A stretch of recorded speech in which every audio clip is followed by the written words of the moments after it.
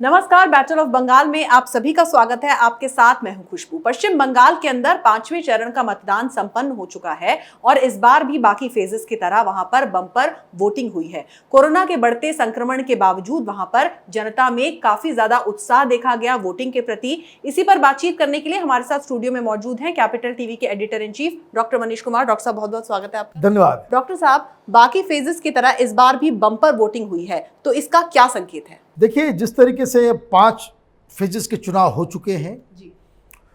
और इन 5 फेजेस में ये साफ साफ नजर आ रहा है कि भारतीय जनता पार्टी लीड कर रही है जी।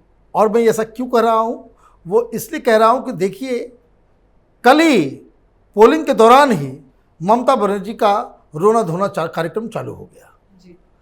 इलेक्शन कमीशन को कह रही हैं, इलेक्शन कमीशन के ऊपर आप दबाव डाल रही हैं कि भाई हिंसा के लिए वो सवेरे से इनके गुंडे कल बदमाशी कर रहे थे, कहीं बम इन्होंने फोड़ दिया 24 परगना में, नादिया में, इवन विधाननगर आप देखिए, मतलब सॉल्टलेक के इलाके में भी आपके लोग मारपीट कर रहे हैं।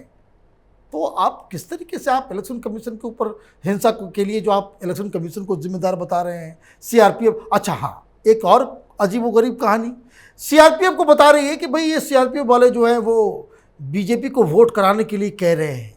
अच्छा भाई, पूरी दुनिया में तो कहीं कोई छोटी सी भी घटना होती है उसका वीडियो बन जाता है।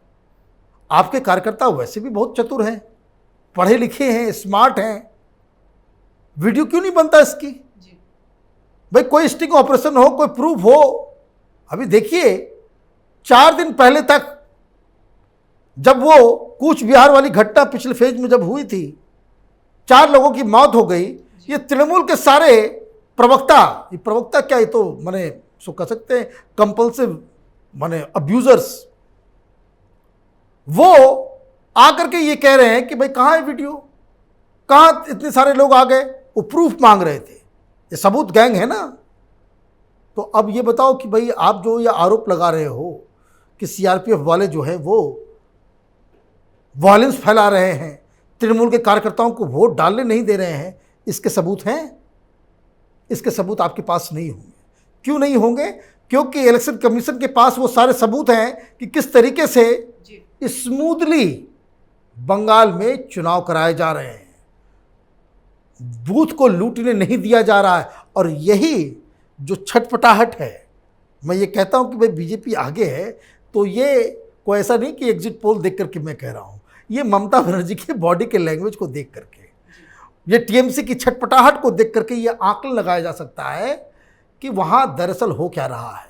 हारने वाली पार्टी हमेशा आरोप लगाती है, जीता हुआ जो उम्मीदवार होता है वो सैंग्विन होता है, वो खुश होता है कि भाई हम जीत रहे हैं।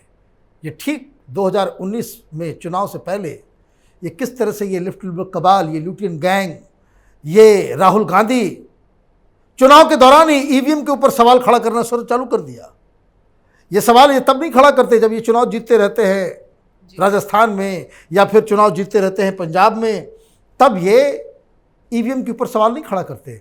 कहाँ खड़ा करते हैं? जब ये चुनाव हारते हैं। मतलब ये कि जो शख्स चुनाव हारता हुआ नजर आएगा वो इलेक्शन प्रोसेस के ऊपर ही सवाल खड़े कर देगा। तो ममता बनर्जी जिस गति से, जिस तीव्रता से, जिस इंटेंसिटी से वो आरोप लगा रही हैं, बिलबिला रही हैं, तो इसका मतलब है कि भारतीय जनता पार्टी उतना ही वो आगे चल रही है। जी। और डॉक्टर साहब, जिस तरीके से 5 फेजेस हो चुके हैं बंगाल के अंदर और आपने ममता बनर्जी के बॉडी लैंग्वेज का आकलन भी कर लिया है, तो जो 3 बचे हुए फेजेस हैं उनके मायने क्या रह जाते हैं?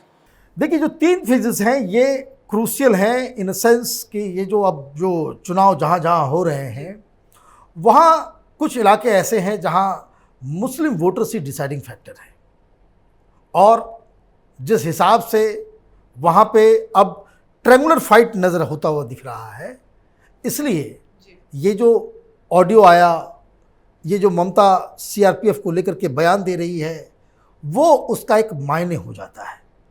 क्योंकि ये देखिए, जो मुर्शिदाबाद में अब चुनाव होने वाले हैं, मालदा में चुनाव होंगे, दिनाजपुर में चुनाव होंगे, कुछ जगहों पे, उन जगहों पे होंगे जहाँ पे मुस्लिम पॉपुलेशन बहुत ज़्यादा है।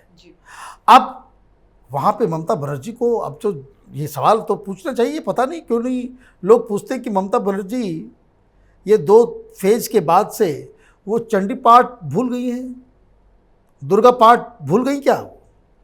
अब वो मंदिर नहीं जाती। क्यों नहीं जाती?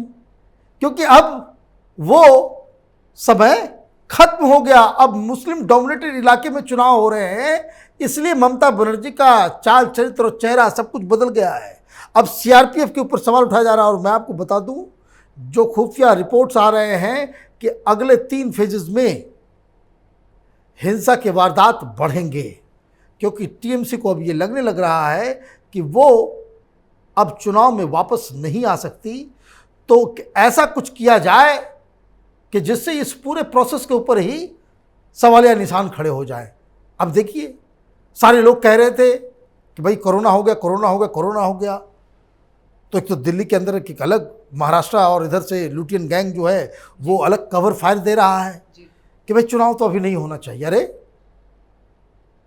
सब जगह चुनाव हो गए, यहां 3 फेज बचा हुआ है, तो चुनाव नहीं होने चाहिए। क्यों नहीं होने चाहिए भाई? चुनाव आयोग एक नया प्रोटोकॉल लगा रहा है। वो ये कह रहा है कि किस तरह से रैली होनी चाहिए, किस तरीके से डोर टू डोर कैंपेन होना चाहिए। भारतीय जनता पार्टी की तरफ से तो ये कहा गया था कि वर्चुअल कैंपेन करेंगे। तो जब वर्चुअल कैंपेनिंग की बात की गई थी तो सारे लोग, ये सारा जो जत्था है, इन सब लोगों ने अपोज कर दिया था प्रधानमंत्री मोदी की बात को। जो है इन्होंने कहा कि भाई ये क्या वाहियात सा सजेशन दे रहे हैं।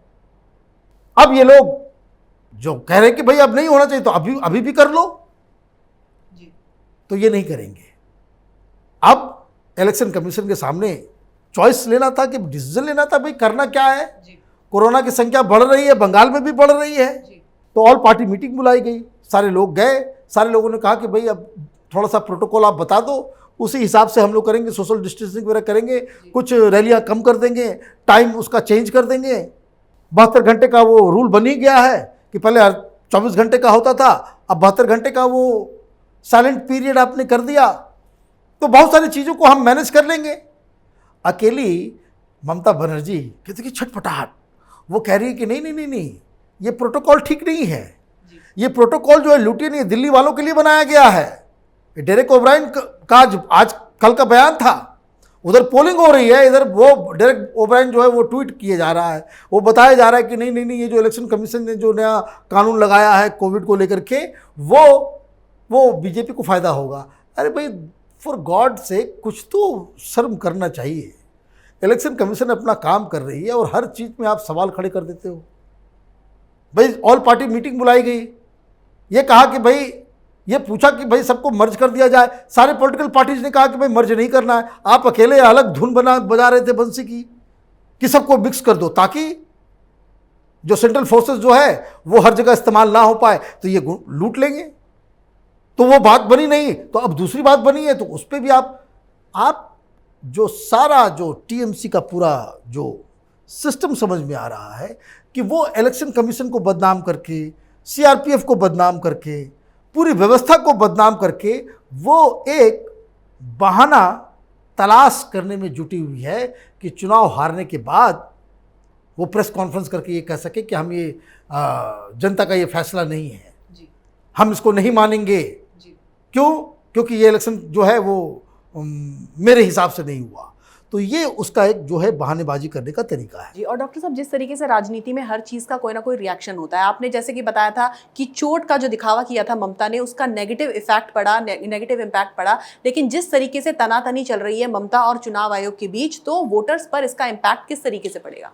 देखिए, मैं बहुत सारे लोगों से मैंने बातचीत की, बहुत सारे जो न्यूट्रल लोग जो किसी पार्टी के नहीं है, वो ये बात कह रहे हैं कि ममता बनर्जी हमेशा इतना गुस्से में क्यों बातचीत करती है। बंगाल के लोग बहुत मृदुभाषी होते हैं और उनको इस तरह का एजिटेटेड लोग पसंद नहीं होता है इतना ज़्यादा। और जब भी टेलीविज़न पे वो आती हैं, जब भी वो भाषण देती है, हमेशा वो ऐसा लग रहा है कि कुछ उनके दिमाग में कुछ जो है वो चला गया है। वो हमेशा एजिटेटेड रहती है कि ये नहीं होने देंगे वो, और बातचीत करने का चेहरे पे मुस्कान तक नहीं है। भाई कटाक्ष आप करें, राजनीति है, राजनीति में मज़ा आना चाहिए, जैसे प्रधानमंत्री करते हैं, दीदी ओ दीदी, तो सारे लोग मज़ा भी लेते हैं सब कुछ। अब आप दूसरी तरफ ममता बनर्जी है, चीखना चिल्लाना, गाली देना, ये करना वो करना, तो बंगाल के जो न्यूट्रल लोग हैं वो भी कह रहे हैं कि ममता बनर्जी को क्या हो गया है, ममता बनर्जी इस तरह से क्यों बिहेव कर रही है। तो ये जो हर जगह हर शख्स से लड़ना, आप फुरफुरा शरीफ को भी गाली दे दें, आप ओवैसी को भी गाली दे दें, आप कांग्रेस वाले को भी गाली दे दें, बीजेपी को भी गाली दे दें, इलेक्शन कमीशन को भी गाली दे दें, पुलिस को भी गाली दे दें, सीआरपीएफ को भी गाली दे दें, इसका इम्पैक्ट पड़ता है। इसका इम्पैक्ट ये होता है कि जो आपकी जो छवि एक समाज में जाती है वो एक नेगेटिव पर्सन की जाती है। लोगों को धीरे धीरे इससे घृणा होने लगता है। आपके अच्छे अच्छे सपोर्टर भी आपके समर्थन में बयानबाजी करने से फिर बचते हैं। आपके सामने जो आपके लिए लड़ने वाले लोग थे, हम तो कलकत्ता में बहुत दिन रहे, कई सारे लोग जो पिछले चुनाव में 2016 के चुनाव में टीएमसी के लिए पैसे खर्च करके वो प्रचार प्रसार पूरा अभियान पूरा प्रोग्राम टीएमसी के नॉन कार्यकर्ता हुआ करते थे, आज वही लोग, आपने सही सवाल किया, आज वही लोग ममता के इस बिहेवियर से तृणमूल कांग्रेस से दूर चले गए। तो ये इम्पैक्ट उस तरह के बिहेवियर का होता है। डॉक्टर साहब बहुत बहुत शुक्रिया तमाम जानकारी के लिए। धन्यवाद। तो कहते हैं कि जो व्यक्ति जितना ज्यादा चिढ़ता है उसे चिढ़ाने में उतना ही मजा आता है। इस वजह से पीएम मोदी ममता को चिढ़ाने का कोई भी मौका नहीं चूकते हैं। खैर, बरसाती मेंढक तो सभी होते हैं। ममता बनर्जी का असली धर्म क्या है वो 2 मई के बाद पता चलेगा। अभी वो चाहे जय श्री राम कहे या फिर अल्लाह अकबर कहे, उसके कोई भी मायने नहीं है। आपको हमारा वीडियो कैसा लगा, इसे लाइक करें, शेयर करें और कैपिटल टीवी को सब्सक्राइब करें। नमस्कार।